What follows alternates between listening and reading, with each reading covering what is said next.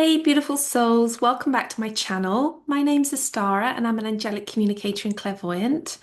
And I'm recording this on Samhain, Halloween. So I'm a little bit dressed up for my Halloween party tonight, my little pumpkin. I thought I would come and do something that's very appropriate. And I think I said I would do when I did the songs video. Now, this is a bit of a lighter message for today because we've been going through so much turmoil and grief and processing with this twin flame energy that I thought I would introduce something a little bit lighter, something a little bit cinematic.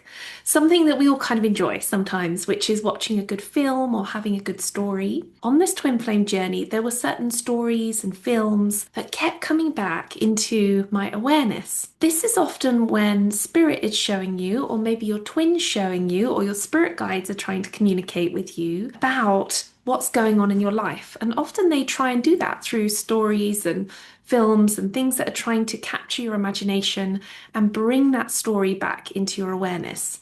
These are like signs and synchronicities through films. You're going to notice that sometimes you are met with a lot of signs and synchronicities. Some of these will be angel numbers, and you'll begin seeing all of the angel numbers like 333, 1111. I did a video on that. You can have a look at that. But you'll also notice that stories are coming into your awareness. Stories might be keep revisiting you. People might mention them. You might see them coming up on your, I don't know, whatever you watch, Netflix, Prime, whatever it is, Apple TV, whatever you're watching.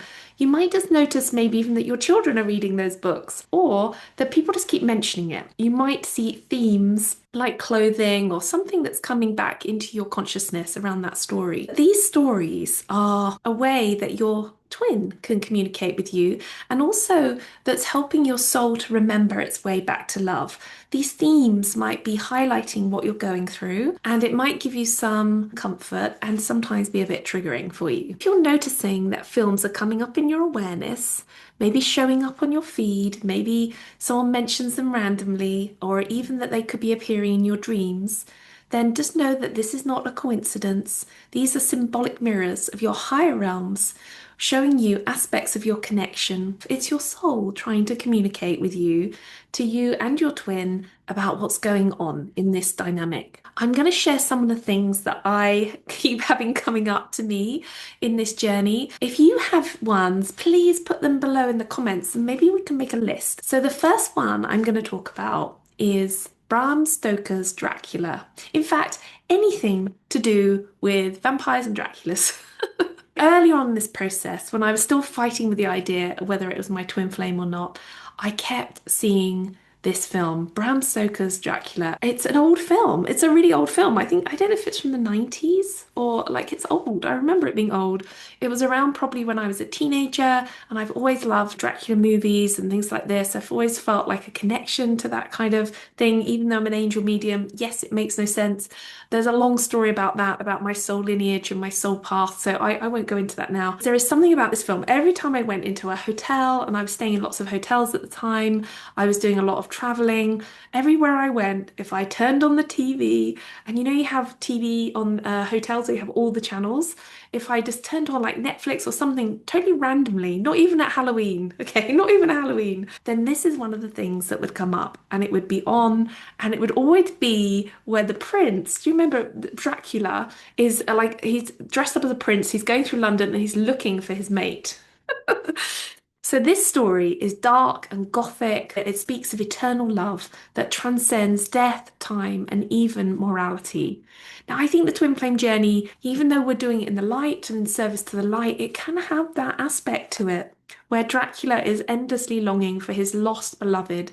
In the shadow aspect of the twin flame journey, this can kind of represent the obsession, especially vampires go through a lot of obsession. They're in the half light, trying to come forward into the light. There's all of these metaphors for the masculine and how it's hiding and in the shadows and trying to come forward. So the hunger, the yearning that can often consume us when we're disconnected from divine love. And it also shows that this Dracula kind of instinct, I think, with this vampire stuff, is about this beautiful quality of the etheric in the blood, this life force in the blood, that often if we're feeling like we're not quite living in the matrix, we might feel like we're half alive, then just knowing that this beautiful life quality that's burning, often in the feminine energy, because he's always searching for his feminine mate, the divine feminine, that it's this wanting, this calling to that life force, that energy. Now, this is not to in any way encourage anybody to sacrifice themselves for a vampire. No, if you're, I feel like I have to do a caveat a lot of the times here. I was going to call him if you're vampire. If your matrix twin is being vampiric in any way and coming towards you in the wrong way or being in any way not right on your energy, please do not go there. Please put in a boundary. Anyway, enough being said. Let's dive into this vampireness because after all, it's Halloween, why not? And it won't be Halloween when you look at this unless I get this video out today. This obsession, the hunger, the yearning, it reminds us of the twin flame connection. It also is not meant to drain or control us. Aha, there you go. I wrote that in my notes. It's meant to actually transform us. And it's interesting that the vampire journey is often about transforming into immortality, isn't it? Now, I am not a big fan of immortality, just so you know. I don't want to live forever. It really doesn't appeal to me. But it's that kind of life force quality that we are, in a spiritual way, living forever, and that we can bring that knowledge of the eternal, of the Christ light, down into our etheric, and it does create life. So, the other vampire films that you might enjoy are Twilight. Now, if you watch my video on the songs, you heard my what happened to me on Twilight. Go and watch that if that's your thing, because Twilight is interesting that way for me and it has a really big meaning for me. So I will put Twilight here. Many people kind of laugh at it, but symbolically, it is the story of immortality through union. It's the story of learning restraint, patience, divine timing, learning not to consume the other, but to honor them. And I think Edward. Beautiful Edward, Arpats, bless him, did a really good job being this vampire who could, initiate some self-control to protect his divine feminine and to find a way to honor her. He really did honor her, even though he was obsessive and all the things. And if you've read Stephanie Meyer's Midnight Sun, that was such a beautiful book. And gosh, so many beautiful books actually that she wrote. We know what it feels like, that hidden obsession. So Edward really represents a masculine energy that's trying to awaken, trying to control his shadow's desires.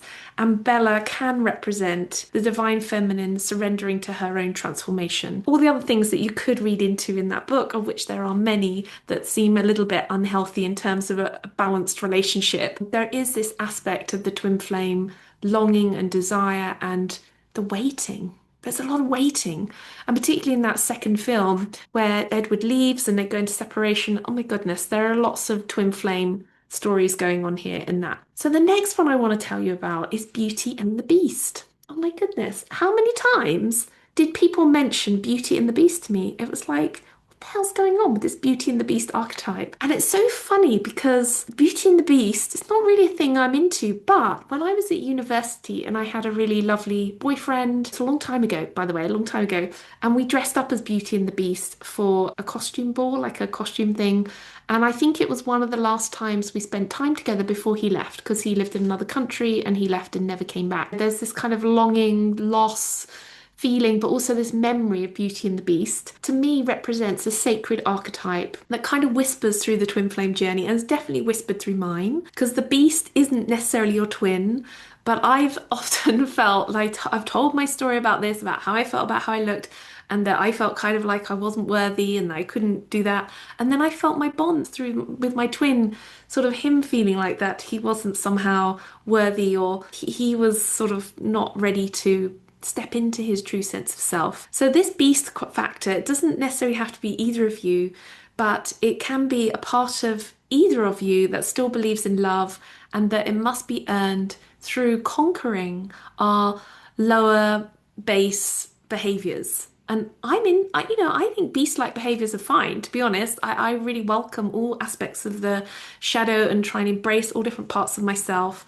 Often when I chat with my children, we talk about the animal part of ourselves. And if you look into Jungian psychology, it often talks about animus and anima. I think it's really important to honor these parts of ourselves. And we don't have to necessarily act from them, but we can at least honor them. And there is a place for everything in this world.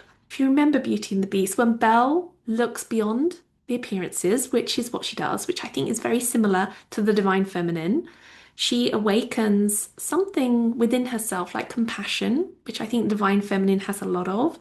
And that compassion helps to transform the darkness into love. Now, if you know the story of the beast, he wasn't a good person, was he? He was a bit of a baddie. He was a bit of a baddie. And then it had a curse placed on him. And then to actually be able to remove that curse, he had divine timing. He had the rose kind of disintegrating in the tower. Can't remember which one it was, the North Tower or somewhere. Don't go in the North Tower because the rose is disintegrating and the tower moment is going to happen and divine timing is happening. Like these stories are brilliant for metaphors for this journey. So he has to find a way for someone to truly love him. And really, it's a metaphor for finding love in himself, to be able to transform his beast behaviors and to love himself. And often that is done in the twin flame journey. And it's a shame that the matrix twin goes through so much because they have this divine feminine who just completely loves them unconditionally. I have seen a lot of you on Zoom now, and it's amazing. Like when you tell me the stories of your twins, you're all brimming with unconditional love. And I totally get it. Your twin could turn up with like half a leg on and complete mess, and you probably wouldn't mind. They could turn up kind of bankrupt and with leprosy and hungry and undernourished, and you'd want to look after them. That's just, and you won't even understand why. So there you go. It's romantic, isn't it? It's romantic. It's the alchemy of finding true love in another that goes beyond appearances and what you have and what you don't have. And just knowing, like someone like Belle, her name means beauty, doesn't it? And it's showing that it doesn't matter what he had. Maybe it helped that he had a castle and a big library. I don't know. Maybe that was helpful. But you got the feeling with Belle that she really was looking beyond the appearances. She wanted some qualities and something that she could really love. And she was very romantic. She loved the romance in the books. So she wanted a higher form of love, a higher form of union. So the strange thing about Beauty and the Beast for me was it just kept coming up all the time. People would mention it, kids would mention it. It was always coming through readings on YouTube. It was just so bizarre, like everywhere. Beauty and the Beast. I was like, oh gosh, are we really there again? Beauty and the Beast. It seems to have subsided a bit, and I think that's a good thing because I wonder if it was a keynote in one of the phases we were going through. Because I definitely felt my twin was going through a real self-worth problem at the time. Maybe even seeing himself as not good enough or like his behaviors were beastly. In fact, probably his behaviors were beastly. Maybe it's just the process he had to go through. The next one I want to talk about is one that I didn't want to watch. I think I've seen it in the past, but it keeps coming up and it keeps taunting me. Like, keeps coming up on my Netflix feed. It keeps coming up like, watch me, watch me, watch me. And I don't want to watch it. But you may have watched it, but I'm going to mention it here because it's kind of haunting me a little bit, and I'm refusing to go there, refusing. This is when The Notebook comes up on your feed. You know, The Notebook. I'm wondering if I've even read the book. I've definitely seen the film in the past, but I don't want to watch it again. It's romantic, and a lot of it's rooted in attachment and the old paradigm of love, longing and love and loss. And I don't really want to go there because I've done so much loss. That's not really the story I want to create and I want to get into in this lifetime again. If your soul is maybe drawn to that, you might want to have a look at it. Maybe your soul is done replaying that story, a bit like mine, and maybe you're being called to a higher form of union that doesn't rely on pain to prove love. I think, yeah, if you feel drawn to it, you can watch that, but you might find it a little bit triggering. I know that I would. I'd rather transcend that now and focus on something else. I'm creating a new story, a new timeline, and one that isn't based in loss all the time. So this is my favorite one. This is probably the one that was everywhere in my, it didn't matter where I went. What I was doing, this came out all the time. And this is Pride and Prejudice by Jane Austen. And there are a couple of films out. There's like an old series, a BBC series, which I absolutely adore.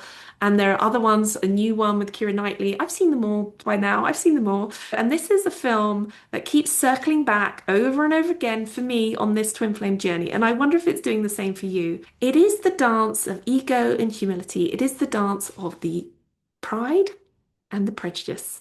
And I know that me and my twin are definitely working through this one.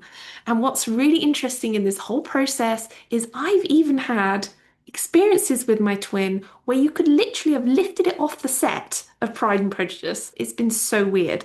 We've had the manor house, we've had the lawn, we've had the striding together towards each other in various outfits. I'm quite strange in the way I dress, I can be quite out there. And we've definitely had a lot of these moments. So Elizabeth, our beautiful Elizabeth, and Darcy, Mr. Darcy. I even had this experience, okay?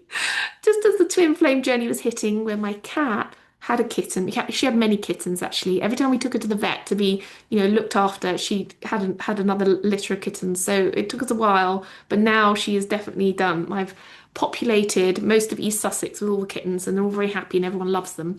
But there was this one kitten. It was a boy kitten, and my kids all named the other kittens, and we had all sorts of different names. We had like Regulus Black for the black one, and we had Pixie and Apollo, and we had all different names. I made a rule that all the kittens had to be named either goddesses or gods or star systems. That was one of the first lot Mr. Darcy was from. And then we went on to there had to be philosophers and teachers of old or something like this. Anyway, this particular litter of kittens, I think it was our first set.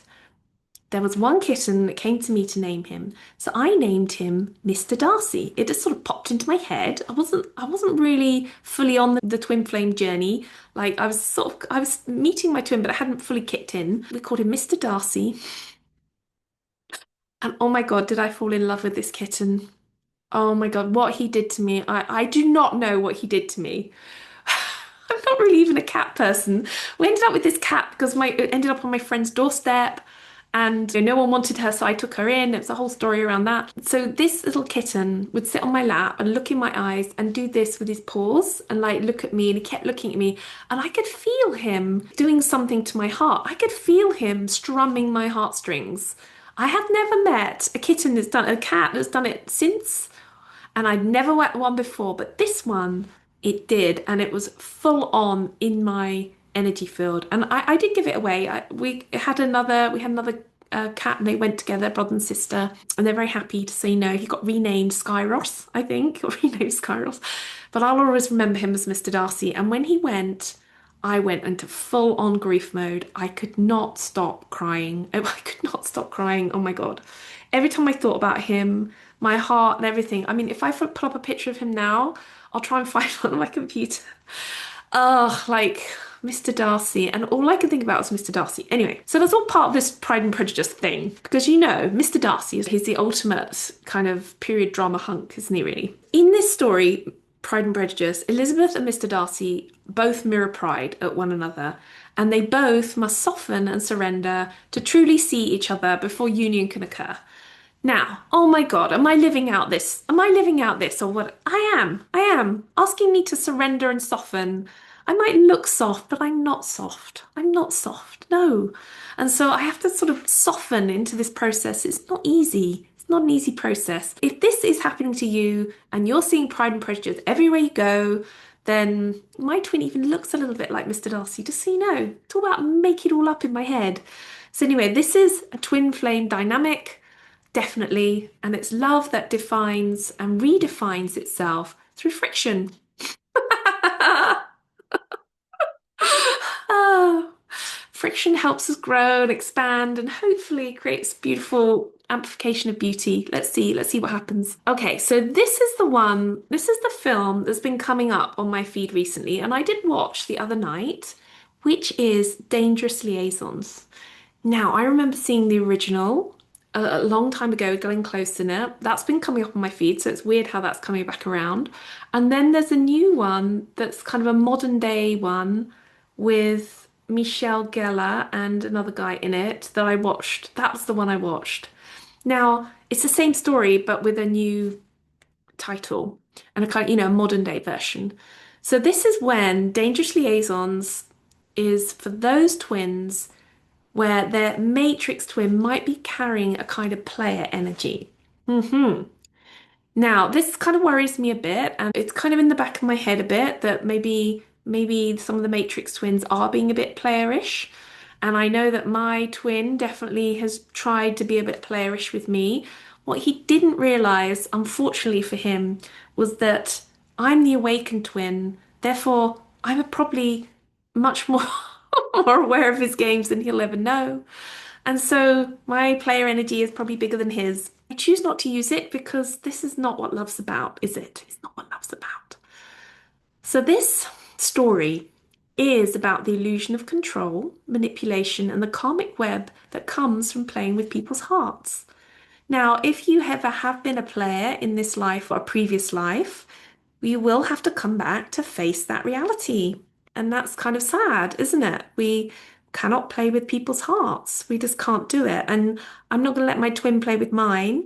And I certainly won't play with anybody else's or his. If this resonates with you and you feel like maybe your twin is a bit of a player, then if you have this film coming up in your feed, then Spirit might be showing you to just not allow your twin's shadow to come into your space until he's transformed that. To show you also that if you have accepted less than you absolutely deserve, that you no longer need to do that anymore. And it's actually, if you're seeing this film, it's a call to you to reclaim your power and to say, I see the game. I see the game. I do. But I choose authenticity. I choose authenticity. And that is to dissolve these games, these illusions, and return to love. I think we all know that. We're all on the same page here. So if these films and maybe many others have been appearing in your awareness, don't overthink it.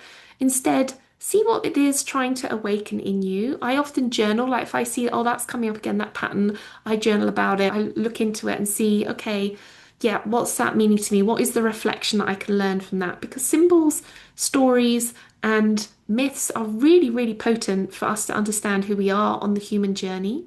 Every movie, every symbol, every scene that keeps showing up as a message is one from your higher self, and it's helping you integrate lessons of love, detachments, forgiveness, and truth. Because this is a journey of love, detachment, forgiveness, and truth to help you come into unconditional love and divine love, then we'll be seeing it a lot as we go through this process.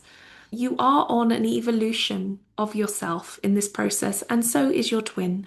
They'll be evolving too. So, whatever speaks and resonates for you in this message, just hold on to that, and whatever doesn't, just release it. And Spirit is often talking to us through art, through stories, and even films that find your way into your world, and even music. Now, I'm going to do a second music video because since I did the first music video, I have had an overwhelming amount of new songs coming into my awareness, like which are definitely coming from my twin. And I think I'll do that after, I'll do that video for you because I'd really love to see if you've had the same thing going on. If you're having these films and these stories coming up for you, they're like little breadcrumbs, aren't they? Guiding you back to your heart. And if you find yourself going too much in the head, they're often trying to guide you back to love and to remind you that this journey is about unconditional love and love of self, and that it's a magical journey. It's a magical journey, and you are on it. So if this message found you, then you were meant to hear it. And lots of love on this beautiful Samhain. Lots of love and clarity and balance on your twin flame path. Until next time, stay in your light. So if you liked what you heard today, I'm running a discount code for free for sessions, one-to-one sessions with me until midnight on the 2nd of November, or after All Saints and All Souls Day. Go Samhain 15, I think. Go to have a look below and book a session. You don't have to have the session in that time period. It can be for any session you want over the next 3 or 4 months. So I'd love to hear from you. I'd love to see you and do a soul session with you or a twin flame clarity session. If you're getting stuck on the twin flame journey, we can often look at what needs to be released to help you move forward. Lots of love and blessings, and see you soon.